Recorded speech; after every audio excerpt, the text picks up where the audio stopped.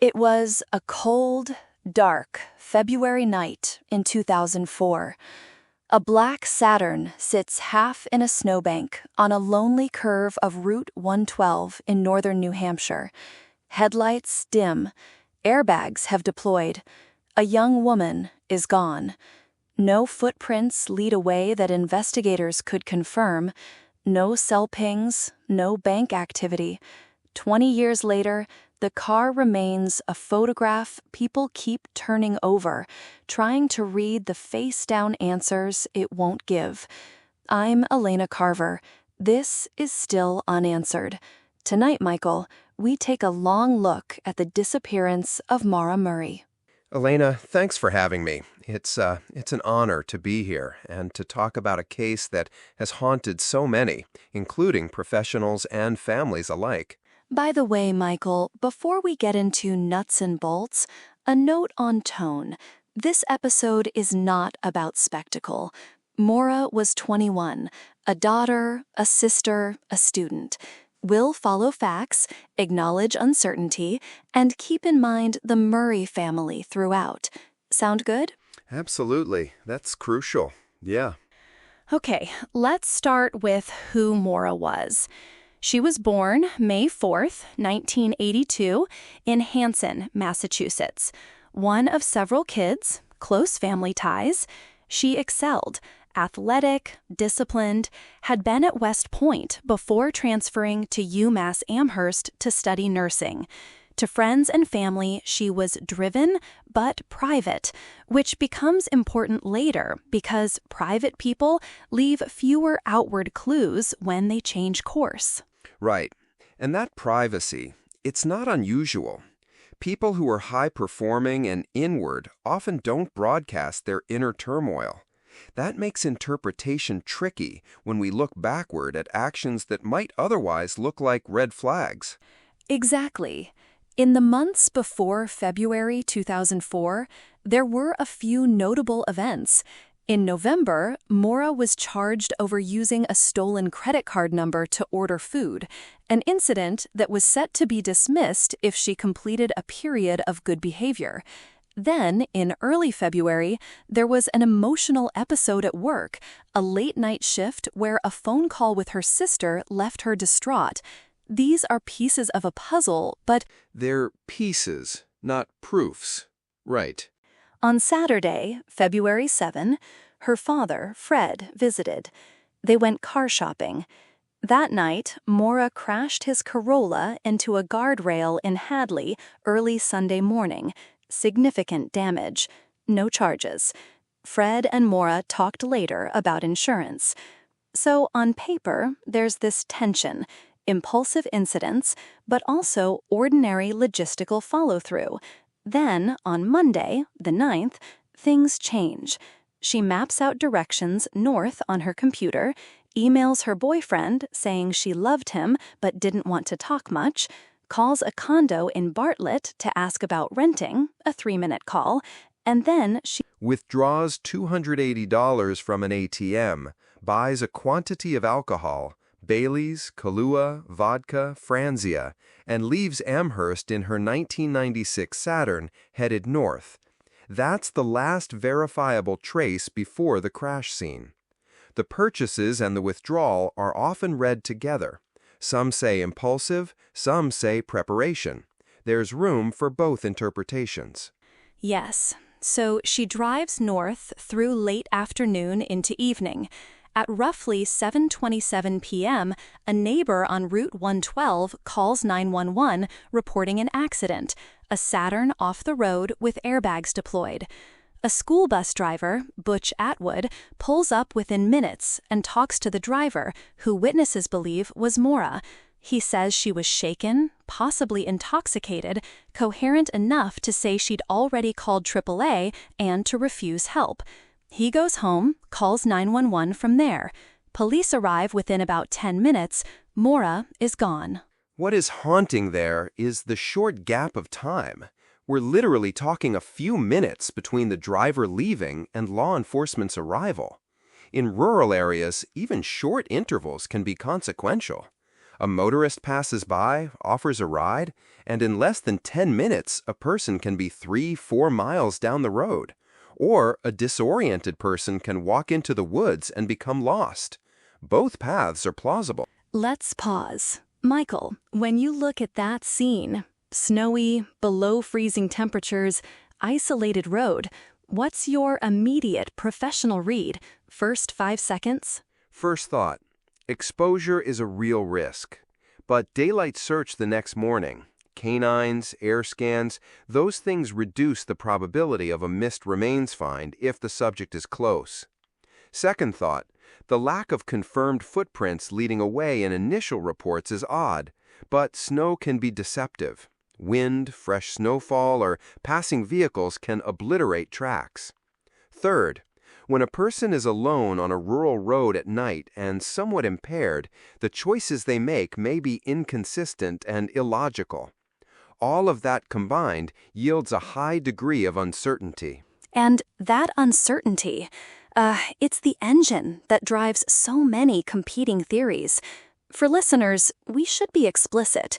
There's no body. There isn't a smoking gun DNA match on a knife publicly disclosed, and there is no confirmed sighting after that night. Over 2 decades, we've seen lots of leads that fizzled, bones that weren't hers, basement digs that turned up nothing. So what do? We lay out what we know and what we don't, and we treat each theory with equal skepticism and empathy. Right, and we should remind people that online coverage has amplified everything. Some helpful tips, some harmful speculation. That dynamic can both aid and obstruct investigations. We'll get to that. For now, let's reconstruct the 9th in more detail. At 1:13 p.m., Maura calls a nursing student. At 1:24 p.m., she emails a supervisor saying she'd be out about a week because of a death in the family, which did not occur. She packs textbooks, toiletries, a hiking guide for the White Mountains, some clothes. At 4:37 p.m., she checks voicemail. At 3:40 p.m., she withdrew cash. Shortly after, she bought alcohol. These moves suggest a short escape, maybe to decompress, not necessarily a planned vanishing. But there is tension because of the fabricated death. Michael, what might motivate that lie? People lie for many reasons. Shame, wanting to avoid probing questions, seeking privacy, buying time. For a 21-year-old under stress, fabricating a quick excuse to be away for a week could be a way to avoid explaining a messy chain of events, the stolen card, the crash earlier, family issues.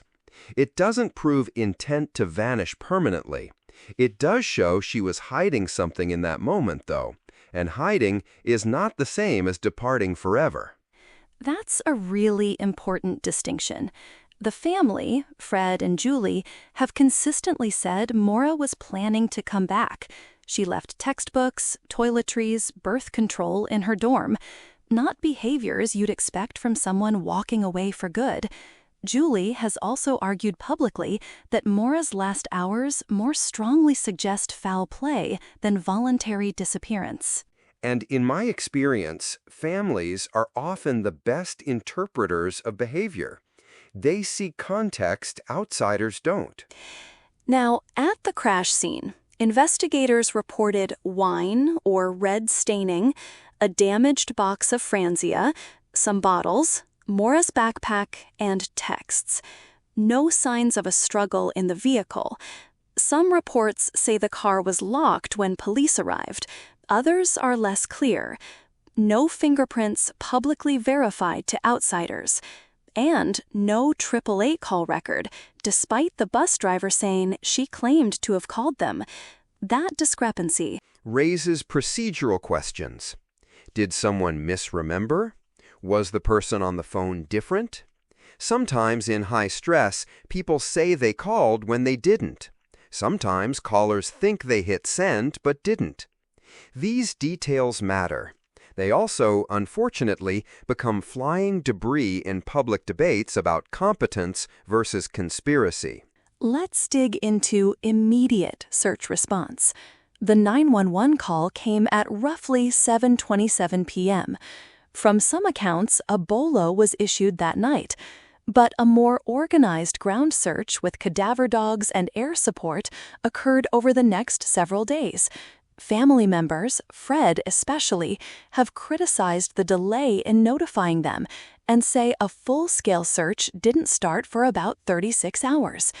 Michael, from a search and rescue perspective, what's the cost of a delayed organized search in a case like this? The first 24 to 48 hours are the most critical. If someone is injured and immobile, they're in the greatest danger during that period. Likewise, if a person is alive and moving, their scent trail is freshest, which helps dogs and tracking teams. Environmental factors, cold, snow, wind, can either preserve signs or erase them quickly.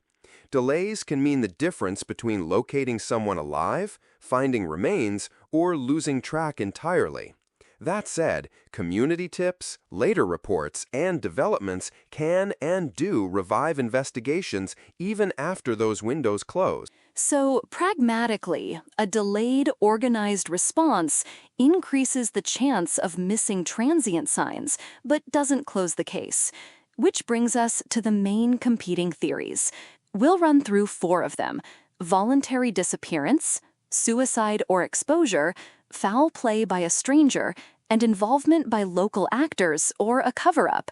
Michael, you want to kick off with the voluntary disappearance theory? Sure. Theory 1. She left intentionally to start over. Supporting elements: the withdrawn cash, alcohol purchases, the fabricated death excuse, the Bartlett condo call, and the hiking guide indicating familiarity with the northern destination. Against it, no evidence of financial activity after that night, no confirmed sightings, and items left behind you'd expect to be removed if someone planned to vanish long-term. And it's worth pointing out, setting up a new life without leaving a trail in the modern era is hard. $280 only goes so far, and small towns, banks, and travel corridors usually generate records. So the start-over theory is logically possible, but practically unlikely for a 21-year-old with limited resources. Michael? Yeah, probability, low to moderate. Not impossible, but the lack of any tangible trace, no credit activity, no paper trail, after 2 decades reduces plausibility. And psychologically, family testimony suggests she had future plans that don't align with permanent disappearance. Theory 2. Suicide or accidental death after fleeing the scene on foot. This theory leans on the conditions: cold, nighttime, woods, and comments from some officers who thought she might be suicidal. Supporting that, her emotional episodes, the Hadley crash a day earlier, that cryptic email. Against it, extensive searches with dogs and air support finding nothing. Human remains in the region often turn up eventually, though not always. Michael, probability. Low to moderate, not impossible, but the lack of any tangible trace, no credit activity, no paper trail, after 2 decades reduces plausibility. And psychologically, family testimony suggests she had future plans that don't align with permanent disappearance. Moderate. Exposure deaths do occur and sometimes remain undiscovered for years, particularly if the person traveled off trails into terrain not frequently visited.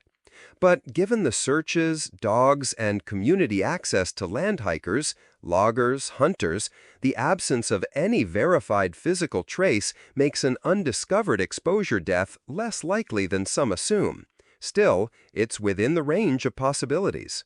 Theory 3. Foul play by a stranger. She accepts a ride and is abducted. This is the theory the Murray family favors. It fits the timeline. Someone stops in the minutes between the bus driver's departure and police arrival, persuades a shaken young woman to leave, and then something terrible happens. Supporting aspects include the alcohol in the car and Maura's possible fear of legal trouble after the Hadley crash.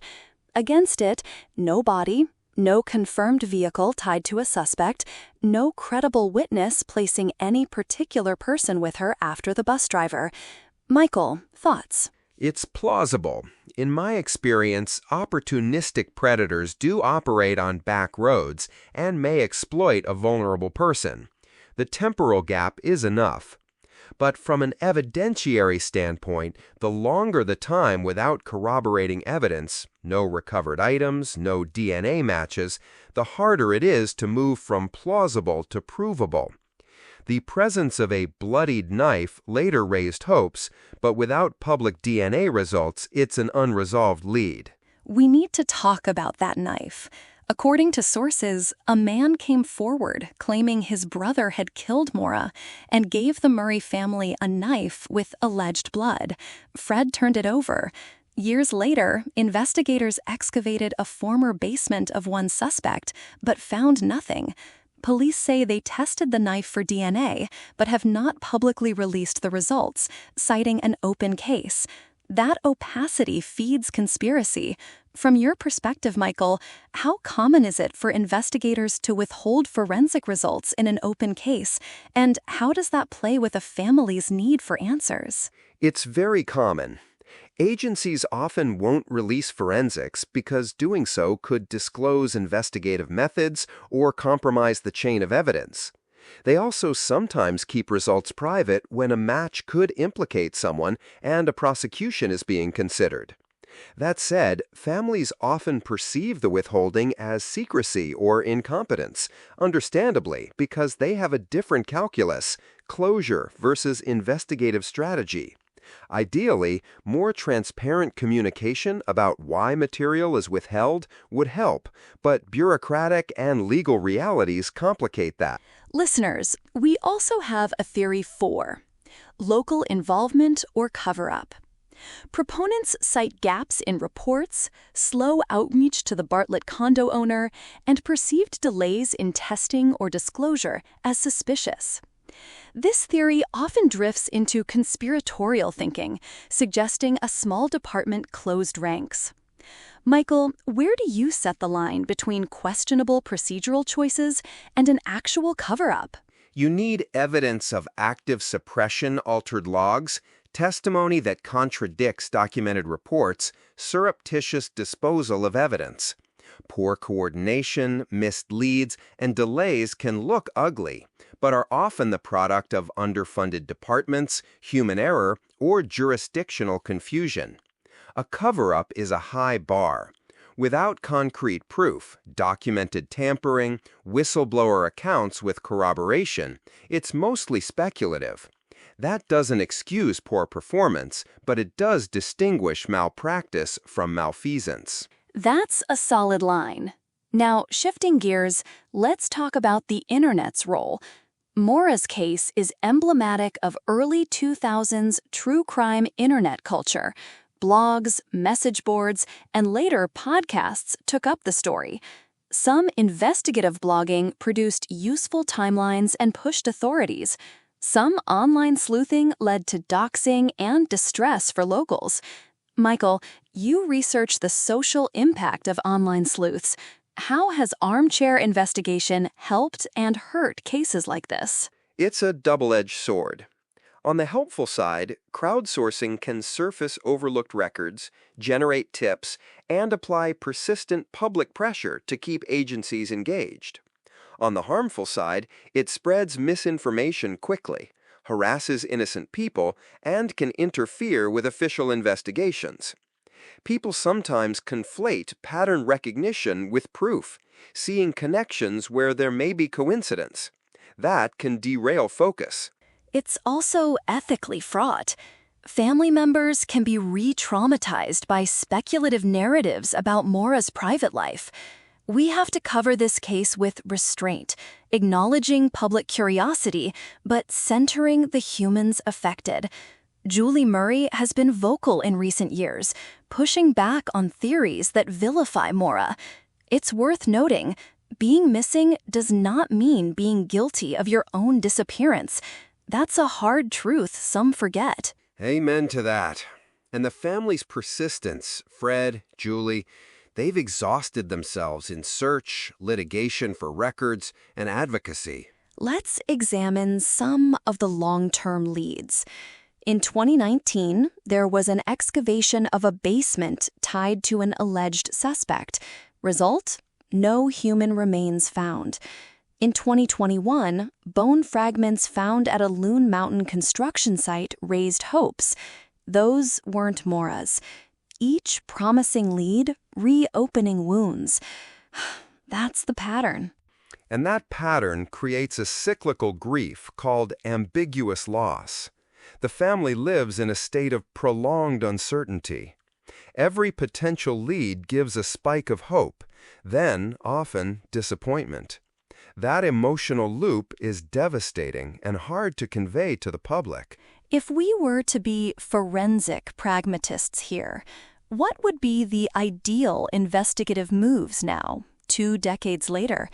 Michael, as a professional, what would you advise law enforcement to re-examine or revisit? First, fully review all call logs, cellular tower records, and ATM/POS data with contemporary analytic tools. Sometimes metadata cross-linking yields new insights. Second, re-interview witnesses with fresh cognitive interview techniques. Memory can be reactivated differently years later. Third, retest any physical evidence with modern DNA sequencing. Techniques like touch DNA and genealogy databases have solved cold cases in surprising ways. Fourth, increase community outreach, offer anonymous tip lines, and revisit locals who are hesitant initially. And fifth, if items like the knife exist, clearly document the testing chain and, where possible, communicate results to the family in a controlled way. You mentioned genealogy. That's been a game changer for some cold cases, but it also raises privacy and ethical concerns, especially when it drags civilians into an investigation decades later without context. What's the balance? Balance requires oversight. Using public genealogy databases with appropriate legal and ethical safeguards has solved murders and identified remains. But agencies must maintain transparency about the method, obtain proper warrants when needed, and consider the privacy implications for living relatives. It's powerful, but it's not a free pass to bypass civil liberties. Listeners, a lot of you will ask, could Maura be alive somewhere under an alias? Could she have been trafficked? Could a serial predator be responsible? Briefly, Michael, pick 2 of those and assess likelihood based on the evidence we have. Could she be alive under an alias? Low likelihood. Small-town banks, employment records, and social systems tend to create traces. None have been found. Could she have been trafficked? Possible, but unlikely in the purest sense. Trafficking networks usually leave some trail, associated arrests, witnesses, recovered victims. Against that, though, is the possibility of local, opportunistic perpetration, which sometimes doesn't fit broader trafficking patterns. Serial predator involvement?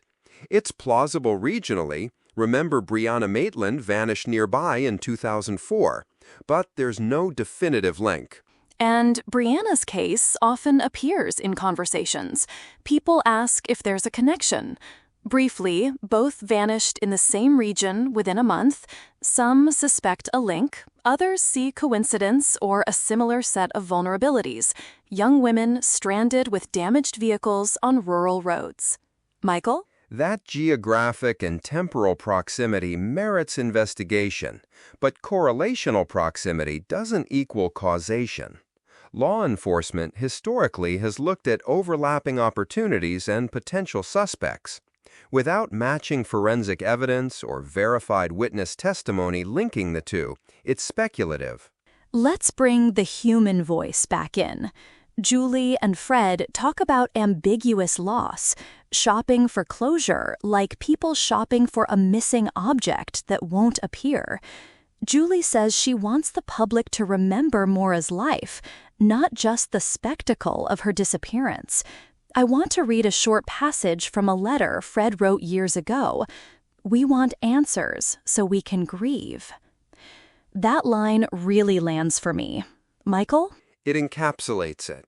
For families, answers are not just legal outcomes. They're a pathway to bereavement. The uncertainty delays closure and complicates the grieving process. As investigators and as a public, we ought to be sensitive to that. Okay, we have about 10 minutes left.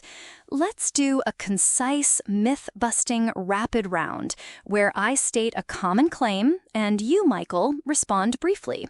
Ready? Ready. Claim A. The wine stain was blood.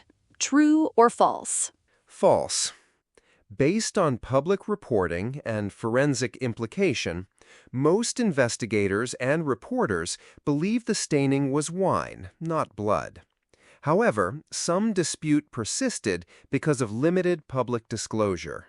Claim B. The police covered up information to protect a local suspect. True or false? Unsupported. There's frustration over delayed disclosures, but cover-up requires proof. Frustration is real. Proof of criminal suppression has not been publicly established. Claim C. Maura bought the alcohol to drink and drive. True or false? She bought alcohol, yes. Intent? We can't assert she planned to drink and drive. It could have been for a social stop or to calm nerves. We just don't have a definitive motive. Claim D. Online sleuths ruined the case. True or false? Partly true. Some online activity has been detrimental. Harassment, misinformation. Some of it has been helpful in keeping awareness alive. It's mixed. Great. Now, final thoughts. Michael, if you could say one thing to investigators, one thing to the online community, and one thing to the Murray family, what would each be? To investigators, revisit all evidence with modern forensic tools and improve transparency with the family to maintain trust. To the online community, do no harm, verify before you post, and respect privacy. Your enthusiasm can help, but it can also hurt. To the Murray family, we see you. Your persistence matters and keeps this case alive in public memory. That matters too. I'll add mine. To investigators, consider public strategies that balance case integrity with the family's need for information. To the online community, curiosity must be rooted in compassion. To the Murray family, Maura was more than a mystery, and we're listening carefully. For listeners who want to read more, we'll list sources in the episode notes, Wikipedia's thorough page, archived newspaper clippings, and documented timelines. We avoided sensationalism tonight because Maura's story deserves dignity. Elena, one small footnote.